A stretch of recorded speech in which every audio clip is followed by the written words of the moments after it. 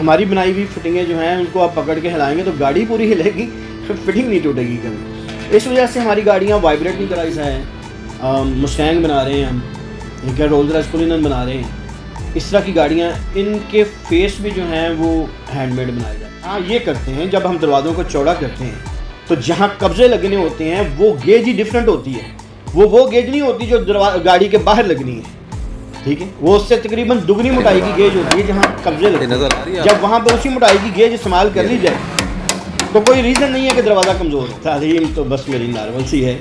मैंने CSS की तैयारी कर रहा था, मैं इंग्लिश तक मैंने पढ़ाई की है, लेकिन मेरा बैकग्राउंड, फैमिली बैकग्राउंड जो है ना वो हुनरमंद है। 7-8 करोड़ की पुरानी गाड़ी भी लेना तो आप उस कीमत में 5 गाड़ियाँ डालते। इस वक्त लैंड क्रूज़र पुराना भी 7-8 करोड़ का है जी, और नया 12 करोड़ रुपए का है। वही शेप की गाड़ी यहाँ पे 1 करोड़ से 1 करोड़ 10-20 लाख में तैयार हो जाती है। उस वक्त वो गाड़ियाँ कोई 5 से 8 करोड़ रुपए तक में एक गाड़ी आई थी।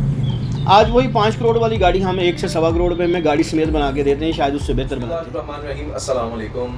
आज हम इमरान ऑटो वर्कशॉप पर मौजूद हैं और आज हम जानेंगे कि यहाँ पर कौन कौन सी गाड़ियाँ इस वक्त जो हैं वो तैयार की जा रही हैं, और हम उन सवालों के जवाब भी देंगे जो लोग कमेंट्स में, मैसेजेस में और कॉल पर हमसे सवाल करते हैं कि जो बताना बहुत ज़रूरी समझते थे। आज हम उन सारे सवालों के जवाब देंगे। अस्सलाम वालेकुम सर। जी वालेकुम अस्सलाम। कैसे हैं सर आप? अल्हम्दुलिल्लाह, आप ठीक हैं नुमान साहब? अल्हम्दुलिल्लाह। अच्छा सर, सबसे पहले तो हमें अपनी वर्कशॉप के बारे में बताएं कि आपके पास इस वक्त कौन कौन सी गाड़ियाँ जो हैं वो तैयार की जा रही हैं?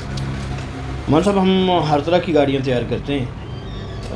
मॉडिफिकेशन जो है ये मेन 3 किस्म की होती है, जिसमें नंबर 1 तो आप किसी गाड़ी की थोड़ी बहुत बम्पर लाइटें मुख्तलिफ़ किस्म की डाल दें, और नंबर 2 है फेस लिफ्ट।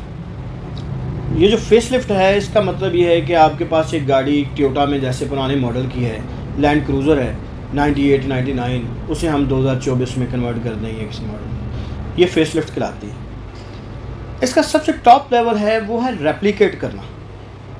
रेप्लिकेशन क्या है कि टोयोटा क्राउन है, हम उसे रोल्स रॉयस फैंटम में तब्दील कर देते हैं, तो ये इसका टॉप लेवल समझा जाता है। यहाँ आके हमें समटाइम गाड़ी का मुकम्मल फेस भी, बैक भी और चारों तरफ से मुकम्मल तौर पे गाड़ी और अंदर बाहर से खुद तैयार करनी होती है। अच्छा सर, अक्सर लोग ये सवाल करते हैं कि आप अंदर से जो डैशबोर्ड हैं या जो सीटें हैं या जो छत है, क्या वो भी आप इसके पैनल वगैरह भी चेंज करते हैं? जी हाँ, डिमांड के मुताबिक इंटीरियर भी चेंज करते हैं मुकम्मल तौर पे। अच्छा सर, दूसरी बात ये कि हमारी क्वालिटी के बारे में हमें बताएं। लोगों का ये सवाल होता है कि आपकी जो अक्सर हम गाड़ियां बनवाते हैं, बड़े कमेंट्स ऐसे देखे हैं लोगों ने कि हमने कहीं से गाड़ियां बनवाई हैं जो कुछ सालों के बाद जो है वो गाड़ियां वाइब्रेशन करना शुरू कर देती हैं, या उनमें काफ़ी जो है वो इस तरह के मामला आने शुरू हो जाते हैं। उस बारे में बताएं कि आपकी क्वालिटी दूसरी लोगों से क्यों बेहतर है? जो गाड़ियों के साथ फिटिंग आती है हम वो फिटिंगें नहीं लगाते, वो फिटिंगें अमूमन पत्रियों की सूरत में आती हैं। जेन्युइन गाड़ी में भी वही लगी हुई होती है, लेकिन जब फेसलिफ्ट होती है गाड़ी तो उसके साथ जो फिटिंगें आती हैं वो कुछ उस मेयार की नहीं होती, तो ये फिटिंगें हम खुद बना के लगाते हैं, और वो इतनी मजबूत होती हैं कि अगर आप जेन्युइन फिटिंग को भी देखेंगे तो चांद एक दफ़ा हिलाएंगे वो पतरी बिलाखिर टूट जाएगी। हमारी बनाई हुई फिटिंगें जो हैं उनको आप पकड़ के हिलाएंगे तो गाड़ी पूरी हिलेगी, फिटिंग नहीं टूटेगी कभी। इस वजह से हमारी गाड़ियाँ वाइब्रेट नहीं करती, ऑन रोड और ऑफ रोड दोनों जगह बेहतरीन परफॉर्म करती हैं। अच्छा सर, एक और सवाल ये है कि आप जो फेंडर या जो दरवाजे बनाते हैं, क्या वो प्रेस पे बनाए जाते हैं या हैंडमेड बनाए जाते हैं? तो दरवाजे और फेंडर वगैरह तमाम मशीनों पे बनाए जाते हैं, और उन्हें फिटिंग जो की जाती है वो ज़ाहिर है थोड़ी बहुत एडजस्टमेंट जब होती है वो हम खुद करते हैं, वो तो मशीनों पे नहीं होती, लेकिन मशीनों पे ही तमाम चीज़ें तैयार की जाती हैं। लेकिन जो रेप्लिकेट की जाती हैं गाड़ियाँ, जैसे रोल्स रॉयस है, मुस्टैंग बना रहे हैं हम, क्या रोल्स रॉयस कुलिनन बना रहे हैं, इस तरह की गाड़ियाँ, इनके फेस भी जो हैं वो हैंडमेड बनाए जाते हैं। एक और सवाल लोग जो है वो बहुत करते हैं, वो सवाल ये है कि गाड़ियों के ऊपर जो है वो पुटीने आप किस तरह की लगाते हैं?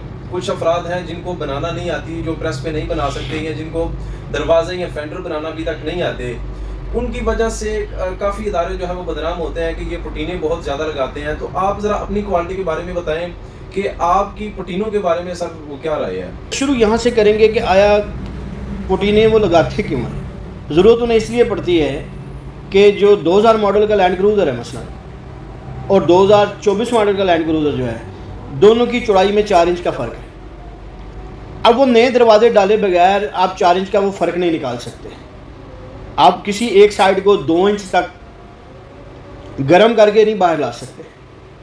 जो वो लाने की कोशिश करते हैं, नहीं आ पाता तो फिर वो पुटीने ऊपर चढ़ा के उसको बराबर करने की कोशिश करते हैं, बराबर तब भी नहीं हो पाता। उससे ये होता है कि गाड़ी की पेंट क्वालिटी, गाड़ी की ओवरऑल क्वालिटी में जो है ना वो बुरा असर पड़ता है। अच्छा, अब एक और बात बता दूं कि ये जो लैंड क्रूज़र 2000 मॉडल या 98 2000 मॉडल जो, इसके दरवाजे नीचे से ऊपर 4 इंच छोटे होते हैं 24 मॉडल से, और अगला दरवाज़ा दाएं से बाएं भी 2.5 इंच छोटा होता है।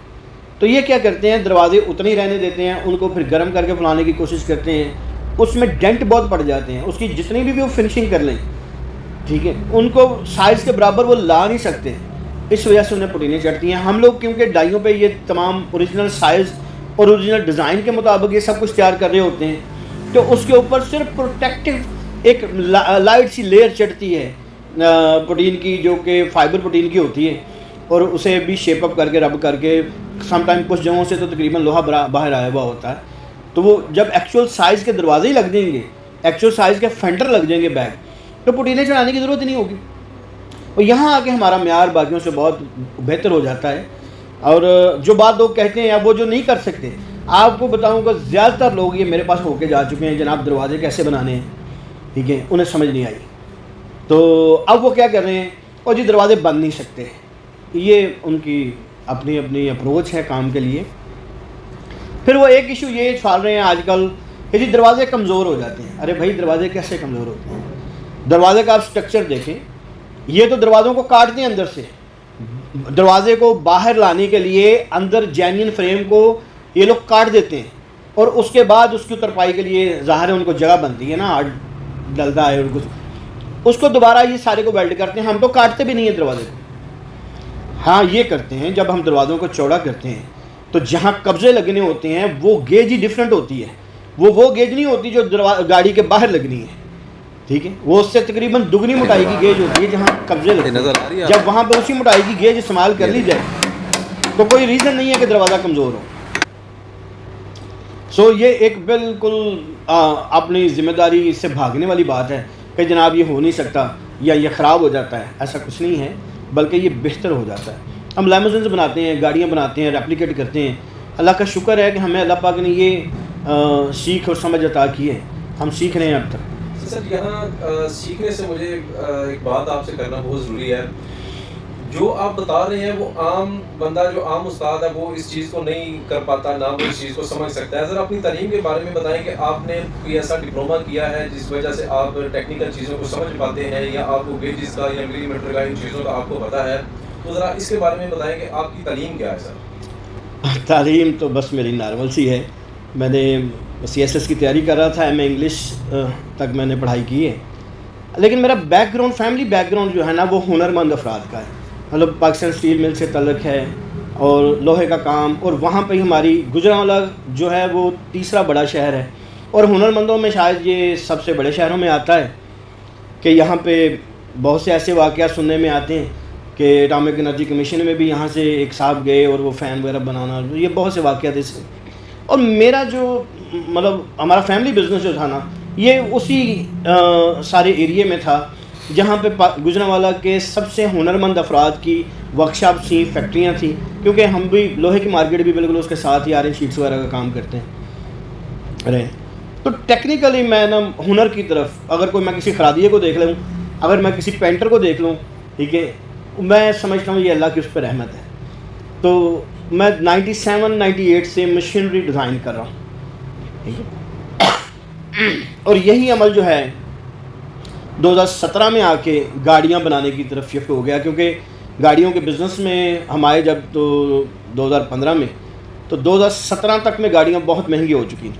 तो मैं मार्केटिंग और कुछ थोड़ा सेल्स को देखता था, और वहाँ मैंने महसूस किया कि ये अब बाहर से गाड़ियाँ मंगवानी बहुत महंगी होती जाएंगी आइंदा। तो आइंदा दौर फेसलिफ्ट गाड़ी का होगा, रेप्लिकेट गाड़ियों का होगा। तो मैंने 2018 में पहली गाड़ियाँ 2 बनाई और वो कामयाब अल्लाह पाक ने कर दी। तो फिर उसके बाद से ये सफ़र जारी है। सर, एक और बात जो आपसे जानना चाह रहे हैं जो हजरात रेंट का कारोबार करना चाहते हैं या जो रेंट का कारोबार इस वक्त कर रहे हैं, जो महंगी गाड़ियां अफोर्ड नहीं कर सकते, करोड़ों की गाड़ियां जो है वो अफोर्ड नहीं कर सकते, लेकिन वो इस चीज़ का ख्वाब रखते हैं कि मैं भी अपने रेंट पर जो है वो महंगी से महंगी गाड़ियां जो है वो लेकर आऊँ, उनके लिए सर क्या कहेंगे कि अरबों की गाड़ियां रोड पर चलाना बेहतर है या उससे रेप्लिका गाड़ियां जो है वही चीज़ वो चलाना सर बेहतर है? इन दोनों के कारोबार के बारे में सर बताएं। 2015-16 तक तो आप शायद अफोर्ड कर सकते थे ब्रांड न्यू गाड़ी मार्केट में लाना रेंटेबल कार के बिजनेस के लिए। 2016 के बाद हमने कभी कोई नई गाड़ी बाहर से नहीं मंगवाई, फिर यहीं बनाई और इस वक्त लैंड क्रूज़र पुराना भी 7-8 करोड़ का है जी और नया 12 करोड़ रुपए का है। वही शेप की गाड़ी यहाँ पे 1 करोड़ से 1 करोड़ 10-20 लाख में तैयार हो जाती है। 7-8 करोड़ की पुरानी गाड़ी भी लेना है तो आप उस कीमत में 5 गाड़ियाँ डाल सकते हैं, बिज़नेस उसने उतना ही देना है। लैमोजिन 2016 तक पाकिस्तान में आई हैं, वो हमारी ही एक कंपनी ने इम्पोर्ट की थी। उस वक्त वो गाड़ियाँ कोई 5 से 8 करोड़ रुपए तक में एक गाड़ी आई थी। आज वही 5 करोड़ वाली गाड़ी हम 1 से सवा करोड़ रुपए में गाड़ी समेत बना के देते हैं, शायद उससे बेहतर बनाते हैं। तो अल्लाह का शुक्र है कि अब पाकिस्तान से गाड़ियाँ बन के बाहर जा रही हैं और जो गाड़ी उस वक्त कोई 8 करोड़ में कॉस्ट करती थी वो आज 10-12 करोड़ में कॉस्ट कर रही है। वो 10-12 करोड़ वाली गाड़ी हम मैक्सिमम 2-2.25 करोड़ रुपए में गाड़ी समेत बना के दे सकते हैं, जो कि बिज़नेस उतना ही करेगी या उससे बेहतर करेगी जो कि बाहर से बन के आती हैं गाड़ियाँ। सर यहाँ पर एक बात जो है वो बड़ी अहम हमें लगती है कि जैसे आप समझते हैं कि गाड़ी हम बाहर से इंपोर्ट करते हैं, क्या ऐसा भी पॉसिबल है जैसी आप क्वालिटी अपनी बताते हैं, अपना म्यार बता रहे हैं, कि आपको किसी और मुल्क से किसी और कंट्री से भी सर ऑफ़र हुई है गाड़ियों की? हाँ जी, ऐसा है। कुछ तो इंडिविजुअली हुई हैं और एक मुल्क की तरफ से गवर्नमेंट बेस पे हुई है। मेरा ख्याल है ये एक मुस्तकबिल का बिज़नेस है, हर एक की ज़रूरत है। इंजन हम चेंज कर देंगे, इलेक्ट्रिक गाड़ियों पे आ जाएंगे, हाइड्रोजन गाड़ियों पे आ जाएंगे, लेकिन शेप का क्या करेंगे? ठीक है, तो शेप तो चेंज करने का काम जारी रहेगा। इंडिया से रिक्वेस्ट आती रही कि आप जैसी रोल्स रॉयस बनाते हैं वैसी रोल्स रॉयस हमें बनाना सिखा दें, समझा दें। और ब्राज़ील से, मोराको से, एक इंडिविजुअली यूएसए से, लेकिन जो एक बड़ी प्रॉपर एक ऑफ़र आई थी वो नाइजीरिया से आई। वो कोई तकरीबन 5-6 माह मेरे साथ गुफ्तगू में रहे हैं। उनके नुमाइंदे यहाँ साहिवाल से बिस्किट ख़रीदते हैं अपने मुल्क के लिए, कुछ गोश्त ख़रीदते हैं, बीफ। कराची में उन्होंने शायद प्लांट लगा रखा है। अब उनकी तरफ से मुझे ये ऑफ़र रही है कि 2000 व्हीकल्स इनिशियल ऑर्डर, जिसमें उनके मुल्क के लिए, उनकी आर्मी के लिए भी गाड़ियाँ बनानी थी।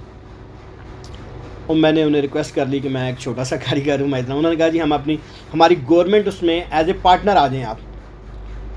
लेकिन बस मैंने नहीं मुनासिब समझा। मैंने उन्हें कहा जो काम कराना है आपने यहाँ करवा लें, ठीक है, क्योंकि उसके लिए मुझे मुल्क से बाहर कुछ साल रहना पड़ता। एक रीज़न ये भी थी।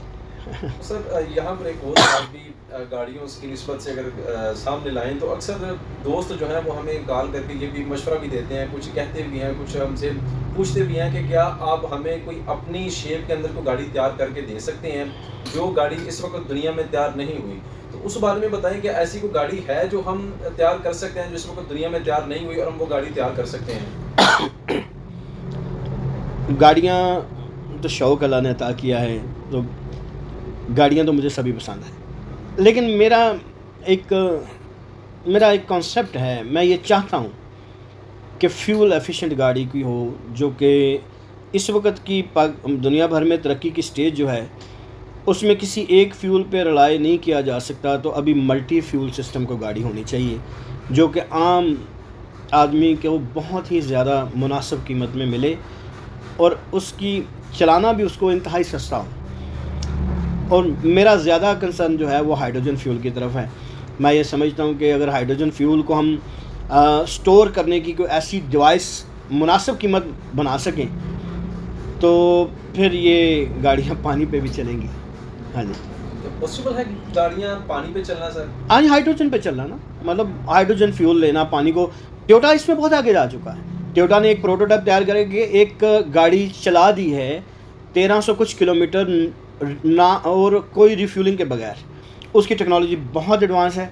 इसी तरह एक मेरा ख्याल हुंडई ने भी एक एक्सपेरिमेंट कर लिया हुआ है, ठीक है, और ये दुनिया इसमें बहुत आगे जा रही है। इवन इलेक्ट्रिक कारें बनाने वाले जो हैं वो भी हाइड्रोजन फ्यूल को कंसिडर कर रहे हैं। वो ये आगे फ्यूचर फ्यूल होगा।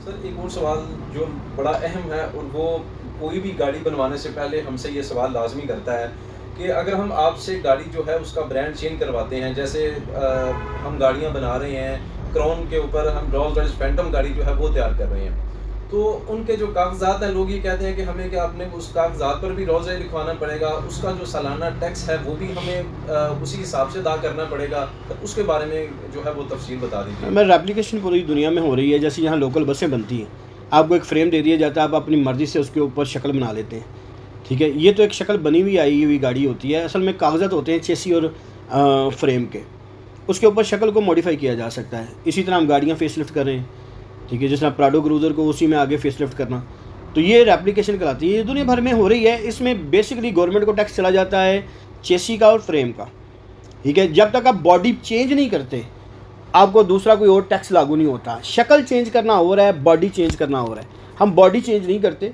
हम सिर्फ उसकी शक्ल को मॉडिफाई करते हैं, जैसे बोनट, बम्पर, दरवाजे, डिक्की वगैरह इसकी शक्ल चेंज कर दी, तो वहाँ पे आके आपको टैक्स रोल्स रॉयस का लागू नहीं उस पर होगा। वो क्राउन पे बनी है तो क्राउन का ही लागू होगा। उन्हीं कागजात पे वो उन्हीं कागजात पे गाड़ी इजाफी टैक्स उसका नहीं नहीं, होगा। कोई इजाफी टैक्स नहीं होगा। बहुत शुक्रिया सर, थैंक यू। हाँ जी, आपका बहुत शुक्रिया।